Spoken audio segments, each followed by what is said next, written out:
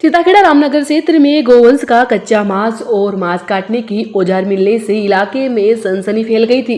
वहीं हिंदू संगठन ने आज एकत्रित होकर कलेक्ट्रेट कार्यालय पहुंचकर कलेक्टर एवं एसपी को नाम एक ज्ञापन दिया।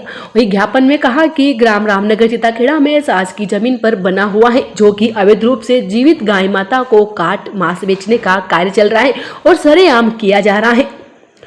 आरोपी अब्दुल कादिर पिता मोहम्मद इब्राहिम व सुनील पिता रमेश खारोल निवासी नीमच एवं उनके सहयोगी जिसान कुरैशी पिता इरफान कुरैशी सैयद पिता शकूर कुरैशी को ग्रामवासियों ने आरोपी अब्दुल कादिर पिता मोहम्मद इब्राहिम व सुनील पिता रमेश खारोल सोमवार को रंगे हाथ पकड़ा, जो गाय माता को काट कर मांस को इकट्ठा कर रहे थे। और यही नहीं, ग्रामवासी जब शंका के आधार पर बुच्चड़खाने पर पहुंचे तब बुच्चड़खाने में मृत पशु पड़े थे एवं उनकी आड़ में छत पर गाय माता का कच्चा मांस भी बरामद किया। उसी को लेकर आज वो कलेक्टर कार्यालय पहुंचे। ज्ञापन देते हुए उन्होंने आरोपियों पर कठोर कार्यवाही करने के आदेश दिए।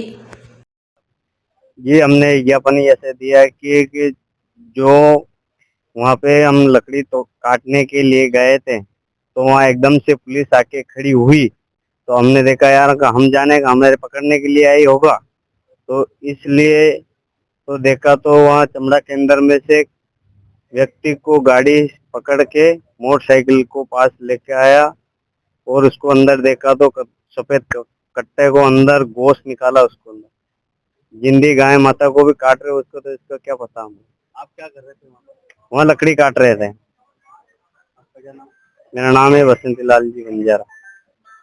हमारी मांग ये है कि रामनगर सीताखेड़ा में एक अवैध कारखाना चल रहा है, बुजुर्गाना। उसके बार कई बार अवगत करवाने के बाद भी वो कारखाना चल रहा है और मिली भगत लोगों की मिली भगत के बगैर इन्होंने गांववासी हमारे रामनगर से भी हमारे साथ आए हुए, इन्होंने बताया कि वहाँ जीवित गौ माता को भी काटते थे और बोरियों में भर भर के ले जाते रात को। तो अब मृत पशु की आड़ में जीवित गौ माता की हत्या हो रही है और पुलिस प्रशासन द्वारा हम कल बताए भी गए 151 की धारा लगा के मुजरिम को छोड़ा गया, रातों रात ही छूट गए वो। उनके ऊपर विशेष कोई कार्रवाई नहीं होती है और बोलते हैं कि इसके ऊपर कोई धारा ही नहीं है।